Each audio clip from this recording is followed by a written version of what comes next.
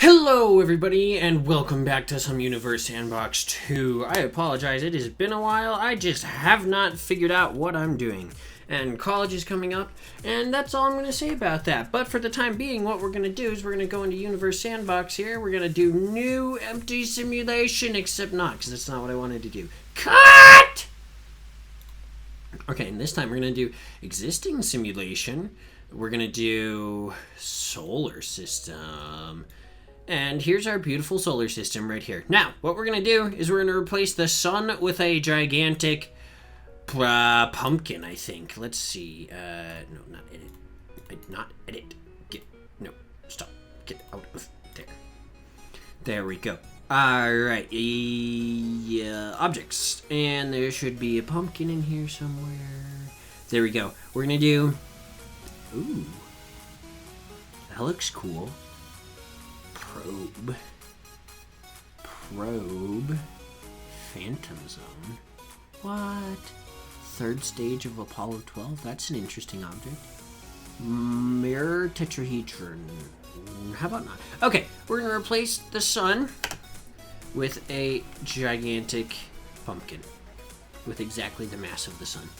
And we're going to see exactly what happens to the rest of the solar system because of that. Alright, here we go. Sun. Goodbye, sun. Edit. Alright, there we go. So we need to place this pumpkin right there. Objects. Pumpkin. Right there. Alright, there we go. Now this pumpkin is super not big enough. We need it to be exactly one mass of the sun. Not a gajillion masses of the sun. That would not be good.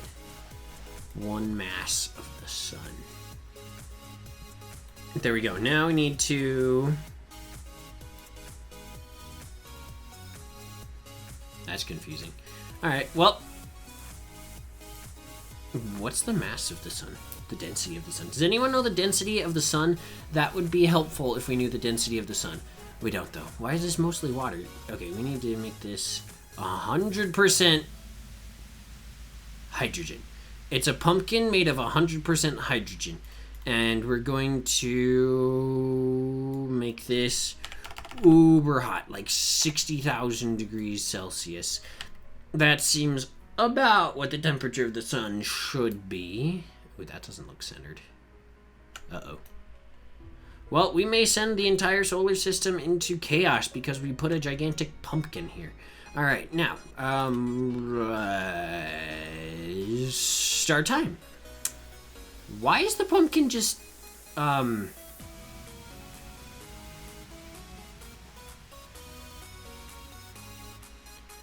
terribly confused. Why is it doing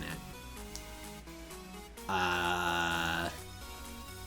Guys, we have a rogue pumpkin. We have a confirmed rogue pumpkin. I don't know how to stop it. Why is it slowing down all of a sudden? It was going so fast and now it's going so slow. Did I change? No, I changed. The temperature should be fine. Mars? How are you getting colder? Okay. Earth is a giant ball of ice. Alright, anyway. Let's try all that again, except this time let's make sure that our friend the pumpkin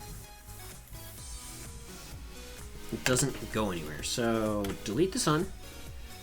Go pumpkin. We'll put a jack-o'-lantern in this time. Why not? Alright. It looks close enough. Alright. Now get out of that. Jack-o'-lantern size, motion, 0. 0 out its velocity.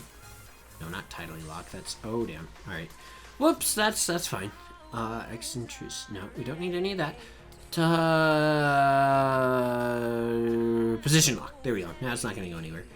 Materials, 100% hydrogen, basic, mass is the size of the sun. Let's just, size of the sun. There we go. It's the size of the sun, and then temperature is right here. 60,000 degrees centigrade. This is going to be amazing, guys, and if it's not, then I'm going to be disappointed. All right, here we go. Bam.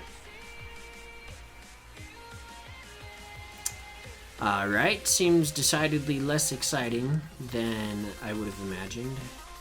Is anything changing in the outer solar system?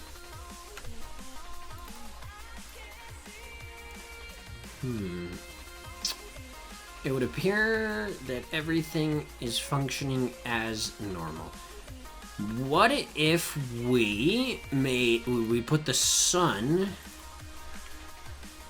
right next to this jack-o'-lantern,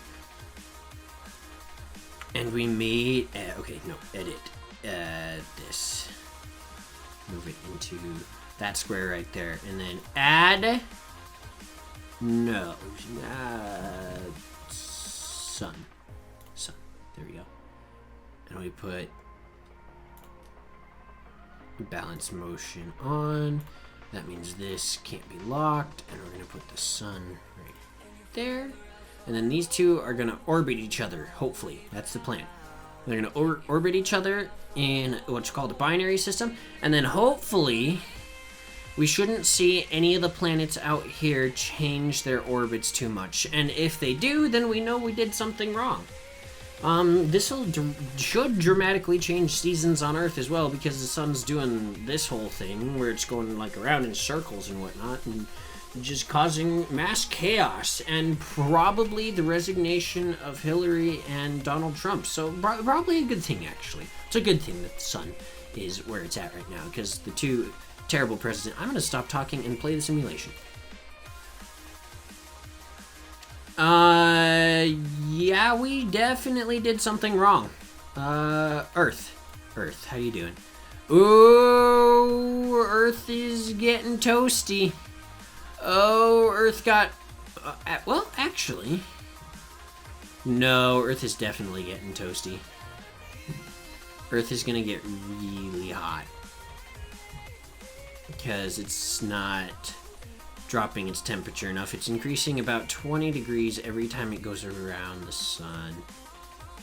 Yeah, about 20 degrees every time it goes by there. Well, guys, I got some bad news. We are all dead because Earth is almost boiling. All the water on Earth is almost boiling.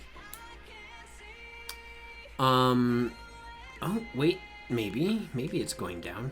It appears to be going down. I can't tell. Is it? No, Earth is still heating up. Earth is gonna die, guys. All the plants and life on Earth are dead because of this. This is a terrible system we've got going on here. I'm looking at the numbers over here, but that's okay. Let's pause and let's click on Earth and let's zoom in on Earth, shall we? Now, what I'm gonna do, excuse me, is I'm going to make sure that Earth doesn't rotate at all, which is gonna look rather weird, but just trust me on this. I don't know why it does that. Okay, but what we're gonna do is we're going to go into here and we're gonna be like, motion, rotational speed, 0. So it is not going to rotate at all. Now this isn't accurate, but it's gonna prevent this from spinning out of control while we watch it. So we're gonna watch all, see, look, you can see our oceans are starting to recede. That is weird. That is weird. See, and then the waters start to come back a little bit, but wait, why? Oh, no, that's, okay, climate. Yep, and see, then all the water almost evaporates off, and then it starts to return, and then it starts to evaporate. I think all the water is going to evaporate off fairly quickly. All of our oceans are going to evaporate, guys. It's going to do this weird dance, and it's not going to be pleasant for any life anywhere. This is rather unfortunate. Surface temperature is still increasing. I'm gonna double click on the sun. Oh dearie me, that was disgusting. All right, Well, we're gonna go back out here. I think there's an option somewhere in here. Show more. Can I just... Whoops, no. Can I... There's a way to do this. I don't know how. It's create berry center for something. I don't know how to do it, but... Anyway. Whoa, is that... What the hell is that? Ha! Mercury's gone. Mercury just got screwed. Screwed out of its mind. Vesta came... Really? Vesta? Vesta came in pretty close, didn't it?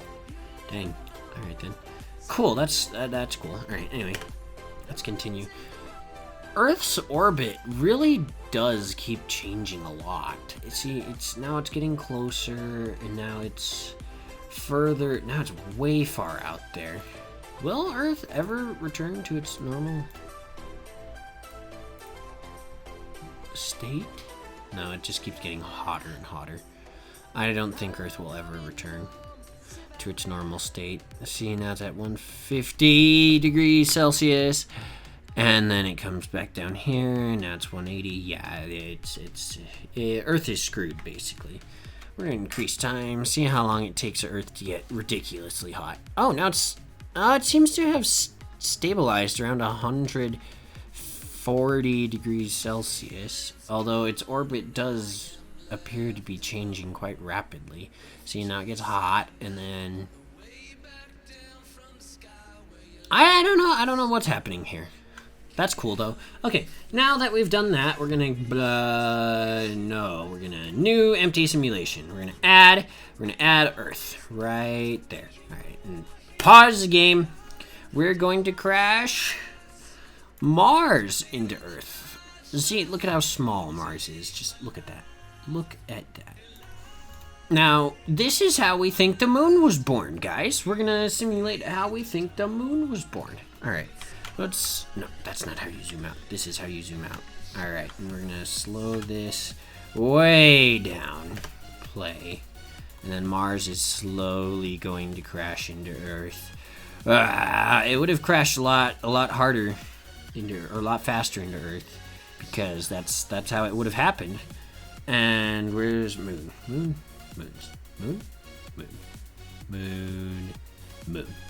There we go. Look at that. It smashes into Earth.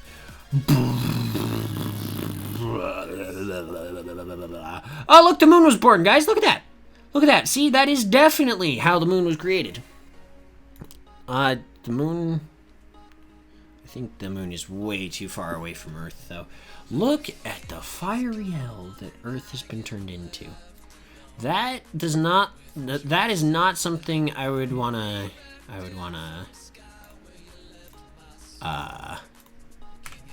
live on. Way too hot. Way too hot. Bam. Alright, let's get rid of that. New simulation. Add. Now, we're gonna pretend that Earth is a moon of Saturn. And for this, I believe I have to turn on tidal heating. Yes, there we go. Tidal heating is on. And we're gonna try and figure out where we could put Earth around Saturn to make it a viable place for life, but around Saturn and not the sun. So, I need to lock Saturn here. I'm gonna zoom out here a little bit. Alright, Earth.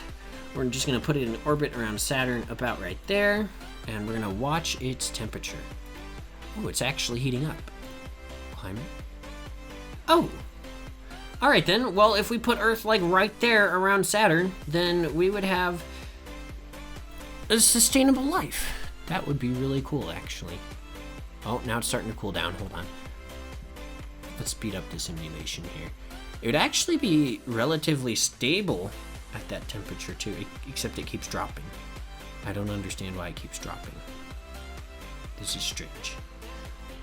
This is very strange. Okay, hopefully it stops at like 10 degrees, because it would be really unfortunate if it kept going down.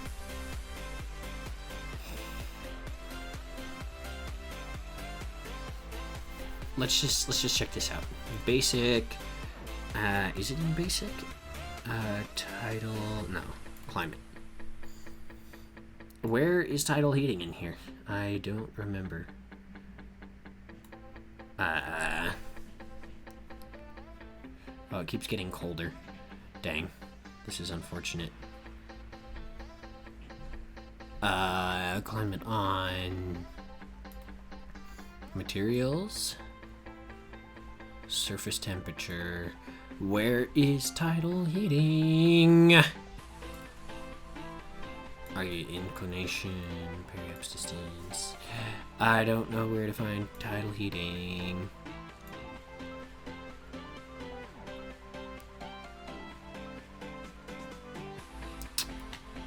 No idea where to find that. Although Earth does keep getting colder and colder, and I can't figure out why. Because it appears tidal heating is just being special. Okay guys, well I have returned and I figured out that for some reason on planets with atmospheres, you don't get tidal power. Tidal heating. Whatever it is. But, so, that's not exactly what I wanted to have happen, but alright. Anyway, for some strange reason, you can't have tidal heating on a planet with an atmosphere, or at least you don't see it. Because, like, if I put Mercury right here, now I can stop that. You can see right here in temperature, we've got our tidal power, and basically the closer you get to this, the higher the tidal power will be. And actually, I think that's literally too close for Mercury. It would just get ripped apart by the I don't even remember what that point is. Basically, it's a point when you're orbiting a planet and then you just get ripped apart because gravity's not strong enough to hold you together no more. That's basically how that works. But we need to be approximately this close, maybe a little bit closer to Saturn in order to make Earth a viable place for life around Saturn. However, there is a catch here.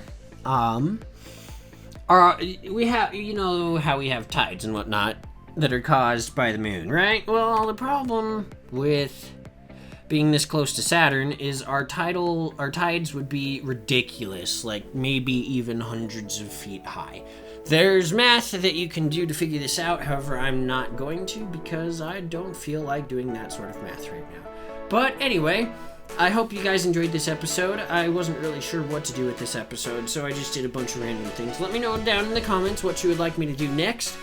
And I will see you in the next episode. Above all else, remember, stay sneaky!